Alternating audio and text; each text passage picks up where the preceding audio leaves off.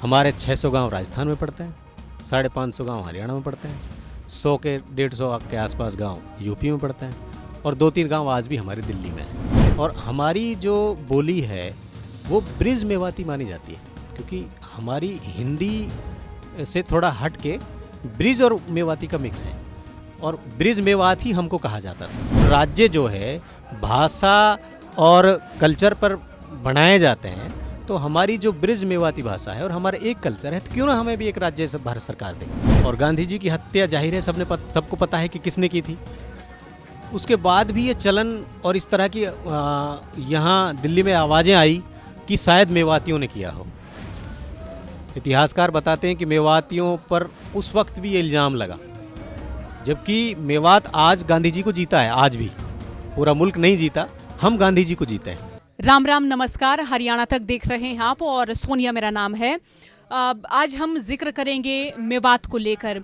मेवात का जब भी जिक्र आता है तो कई सारी तस्वीरें उभर कर आती हैं। फिलहाल मेवातियों की क्या तस्वीर है या मेवाती क्या चाहते हैं, मेवातियों के मसले क्या हैं, मेवातियों के मुद्दे क्या हैं, इनको लेकर हम यहाँ बातचीत करने वाले हैं। तो मेरे साथ हैं सलामुद्दीन नौटकी साहब। सलामुद्दीन साहब, जैसे मैंने जिक्र किया मेवातियों की समस्याओं को लेकर या मेवाती क्या चाहते हैं इनको लेकर, मेवात दिवस पर मैंने आपका स्पीच सुना। आप ये कह रहे थे कि कुछ बेल्ट जो कि मेवात का हिस्सा है वो राज्य बनाया जाए। तो क्या फिलहाल मेवात की परिस्थिति आप देखते हैं भौगोलिक तौर पर, राजनीतिक तौर पर, सामाजिक तौर पर? सोनिया जी, देखिए कि जब मैंने रियासत की और राज्य की बात इसलिए की कि जब हम पीछे इतिहास में देखते हैं, जब बाबर, अभी जिक्र हुआ था कि हसन खां मेवाती ने बाबर से जंग लड़ी और शहीद हुए, तो उस वक्त मेवात एक अलग रियासत हुआ करती थी और वो रियासत उस वक्त ख़त्म हुई थी 1527 में। और फिर जब आज़ादी के बाद राज्य का गठन हो रहा था, तब भी मेवात एक एरिया था, इलाका इकट्ठा ही था। लेकिन आज जो एक इलाके को 4 राज्यों में तकसीम कर दिया, हमारे 600 गांव राजस्थान में पड़ते हैं, 550 गांव हरियाणा में पड़ते हैं, 100 के 150 के आसपास गांव यूपी में पड़ते हैं और 2-3 गांव आज भी हमारी दिल्ली में हैं। तो और जबकि ये भौगोलिक स्थिति ऐसी है कि सब इकट्ठा है और हमारी जो बोली है वो ब्रिज मेवाती मानी जाती है, क्योंकि हमारी हिंदी से थोड़ा हट के ब्रिज और मेवाती का मिक्स है और ब्रिज मेवात ही हमको कहा जाता था। आज भी ब्रिज की जो 84 कोस की परिक्रमा है वो टोटल मेवात से होकर गुजरती है और उसमें हिंदू मुस्लिम वाला कोई एंगल पहले भी नहीं था, आज भी नहीं है। और जो जितनी भी हमारी समस्याएं हैं, एक तो ये बड़ी समस्या है कि हम कल्चर और सांस्कृतिक रूप से इकट्ठे हैं लेकिन राज्यों में अलग अलग है। हमें बड़ी दिक्कत होती है, हमें बांट रखा है एक तरह से बहुत। और फिर अगर हम हरियाणा की बात करें, हरियाणा का जो नूंह जिला है, जिसको आज के दौर में मेवात ही माना जाता है, वो देश का सबसे पिछड़ा जिला है। हरियाणा का नहीं, पूरे देश का। फिर हम राजस्थान की बात करें तो अलवर और भरतपुर राजस्थान में सबसे पिछड़े जिले हैं। फिर हम यूपी की बात करें तो जो मथुरा जिले का कोसी इलाका है वो पिछड़ा है। और दुर्भाग्य देखिए, मेवात इलाका जिसके नज़दीक मानेसर पड़ता है, इंडस्ट्रियल एरिया है, फरीदाबाद इंडस्ट्रियल एरिया है, गुड़गांव साइबर सिटी है, अलवर में भिवाड़ी इंडस्ट्रियल एरिया है, अलवर खुद इंडस्ट्रियल एरिया है और कोसी भी इंडस्ट्रियल एरिया है। हमारा एरिया पिछड़ा है।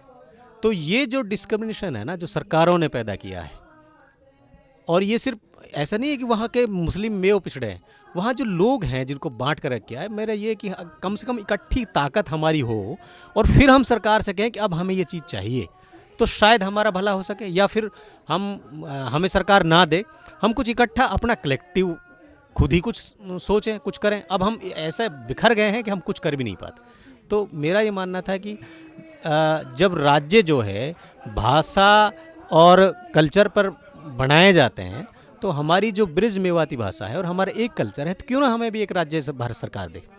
इसलिए मैंने आज ये विचार आप सब लोगों के सामने रखा। और सिर्फ नया विचार नहीं है, अब से पहले भी मेवात विकास सभा ने विचार कई बार हसन खां मेवाती की समाधि पर जाकर भी इस तरह के विचार रखे हैं कि जो कभी हमारी रियासत थी वो कम से कम हमें राज्य मिले। वो गौरवपूर्ण जो इतिहास हमारा रहा है, हम सिर्फ क्या है कि अभी सिर्फ अपने भाषणों में उसको याद करते हैं, उसको हम जिएं और उसको अगर जिएंगे तो इस देश की तरक्की में हम नए आयाम जो है खड़ा कर देंगे। बहुत आगे तक इस देश को ले जाने का काम हम करेंगे। धार्मिक तौर पर जो हम मेवात की इस तरह की तस्वीर देख रहे हैं, वो इसी सरकार में हुई है या पहले भी इस तरह का रहा है? असल में ये नई बात नहीं है। जब गांधी जी की हत्या हुई थी, और गांधी जी की हत्या जाहिर है सबको पता है कि किसने की थी, उसके बाद भी ये चलन और इस तरह की यहाँ दिल्ली में आवाज़ें आई कि शायद मेवातियों ने किया हो। इतिहासकार बताते हैं कि मेवातियों पर उस वक्त भी ये इल्ज़ाम लगा, जबकि मेवात आज गांधी जी को जीता है। आज भी पूरा मुल्क नहीं जीता, हम गांधी जी को जीते हैं। और जहाँ तक नूह की बात मैं करूँ, ये बहुत अच्छी बात है और हम शुक्रगुजार हैं खापों के कि उन्होंने ऐसे वक्त में सच्चाई का साथ दिया जब कोई नहीं दे रहा था। लेकिन दूसरी बात मैं कहना चाहूँगा कि जो मेवात दंगा है, इसको दंगा कैसे कह सकते हैं हम और आप? दंगा होता है जब किसी उस एरिया की कम्युनिटी आपस में झगड़ा करें। हमारे वहाँ लोकल हिंदू मुस्लिम का गाली गलौच और थप्पड़ तक नहीं था। आपने तो वहाँ कवर किया, सब कुछ देखा है। आपस में बाजार में हिंदू मुस्लिम आज भी गाली गलौच तक नहीं है, तो वो दंगा हुआ कैसे? वो बाहर के गुंडे आए और गुंडों ने वहाँ अफरा तफरी मचाई और लड़के चले गए, मुसीबत हमें दे गए। तो वो दंगा नहीं है। सरकार और जो राजनीतिक पार्टियां अपना गुणा गणित लगाती हैं कि कहाँ से हमें कमजोरी और कहाँ से हमें मजबूती पैदा होगी। और मेवात जो है ऐसा इलाका बन गया है कि दिल्ली के नज़दीक है और 40-50 लाख मुस्लिम इकट्ठे बसते हैं। क्यों ना इसका मैसेज पूरे मुल्क में ऐसा दिया जाए कि इसके मैसेज से कि हम अपनी वोट बैंक कैसे बढ़ा सकते हैं, गिरते जनाधार को कैसे रोक सकते हैं, दूसरे मुद्दे जो देश के सामने खड़े हो गए हैं उनको कैसे दबाया जा सकता है। इसलिए चीज़ें आती हैं सामने, जबकि आप और हम सब देख रहे हैं आज भी हमारा आपस में कोई झगड़ा ही नहीं है। झगड़ा है, प्रशासन लोगों को ले जाता है, लड़ाता है, वो लोगों को ले आता है, फिर वहाँ के लोगों को जुल्म करता है। ये झगड़ा है। अच्छा, यहाँ का विकास नहीं हो पाया। मैंने वहाँ पर जाकर देखा कि नूह के जो तमाम स्कूल्स थे, लड़कियाँ बड़ी कम थी वहाँ, और जो स्कूल थे किसी की छत नहीं थी, किसी में पंखे नहीं थे, किसी में मैं कहूँ कि टीचर्स नहीं थे। तो ये क्या पहले की सरकारों में भी ऐसा रहा? आपका बचपन और आपकी जो पढ़ाई लिखाई वो किस तरह की रही वहाँ? आपने आजू बाजू देखा हो, जब शिक्षा का क्या था? सोनिया जी, मेवात को लेकर ऐसा नहीं है कि सिर्फ भारतीय जनता पार्टी ही हमारे साथ भेदभाव करती है। सच ये है कि मेवात को लेकर सारी राजनीतिक पार्टियों ने हमारे साथ भेदभाव किया है और आज भी वो बदस्तूर जारी है। स्कूलों की बात, अब आप ये देखिए कि हमारे नज़दीक गुड़गांव ज़िला लगता है। गुड़गांव से हम 2005 में अलग हुए हैं। गुड़गांव देश का टॉप शहर है, साइबर सिटी है। हम उससे 2005 में अलग होते हैं। और जो देश का सबसे डेवलप शहर है, 15 साल बाद भी हम उसके साथ 55 साल रहे हैं ना, फिर हमें ही क्यों पछाड़ दिया गया? फिर अगर उसकी डेंसिटी देखोगे, भौगोलिक स्थिति आप देखोगे कि जैसे ही आप 20 किलोमीटर 30 किलोमीटर होडल की तरफ जाओगे, आपको डेवलपमेंट दिखाई देगा। फिर आप इधर तिजारा से ऊपर जाओगे, आपको डेवलपमेंट दिखाई देगा। आप सोना क्रॉस करोगे, आपको डेवलपमेंट दिखाई देगा। आप अलवर क्रॉस करके जाओगे तो डेवलपमेंट दिखाएगा। तो सिर्फ एक हिस्से को बदनीयती से छोड़ देना, ये सरकारों की ऐसी अय्यारियाँ मक्कारियाँ हैं और वो सारी सरकारों की रही हैं और हमसे सिर्फ फ़ायदा उठाने की बातें रही हैं। इस तो वहाँ का कोई लोकल नेता भी नहीं रहा या रहे तो हम ये माने कि वो अपने परिवारवाद, वंशवाद को ही आगे बढ़ाते रहे, ये भी तो मसला है ना। देखिए, लोकल नेता, एक तो यह है कि हमारा कम से कम 20-25 साल से कोई मेंबर ऑफ पार्लियामेंट नहीं होता।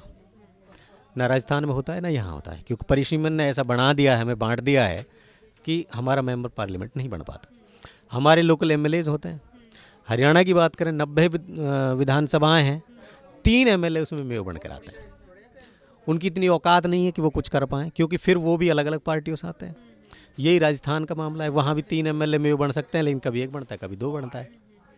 और वो क्या है, जो अब तक राजनीतिक पार्टियाँ, जो हम राजनीतिक लोग जो मेवात के हैं, ये दुर्भाग्य मेवात का सिर्फ 5-6 परिवारों का 70 साल से कब्जा है और हम लोग अदल बदल करके उन्हीं को वोट करते आ रहे हैं। और हम उनके सामने ये भी नहीं कहते, ये भी नहीं रखते कि हमें क्या चाहिए, आपको विधानसभा में क्या बोलना चाहिए। और हम मानसिक रूप से भी इस तरह के हो गए हैं कि आज का जो माहौल है, जो देश का माहौल ख़राब हो चुका है, इस माहौल से हम भी अछूते नहीं हैं। हमारे कोई नेता अगर कहीं खड़ा होकर वो इस तरह की बकवास करता है, मैं उसको बकवास ही कहूँगा, तो हम उसको अपना हीरो मान लेते हैं। क्योंकि अब जो यूथ को जो उधर जाना चाहिए था, हमारे यूथ को इतना भटकाने की कोशिश हुई है कि उधर जा नहीं पा रहा है। तो हमारे जो 4-5 परिवारों ने जो हमारे इलाके पे कब्जा किया है, उनको भी ऐसा लगता है कि अगर पढ़ लिख कर आ गए तो ये इलेक्शन लड़ जाएंगे, ये फिर सवाल जवाब करेंगे, ये फिर नई मेवात की बात करेंगे। तो वो भी नहीं चाहते कि इस तरह के काम हो। इसमें सिर्फ ये नहीं कि सरकारों का ही दोष है, हमारे नेताओं का भी बराबर का दोष है।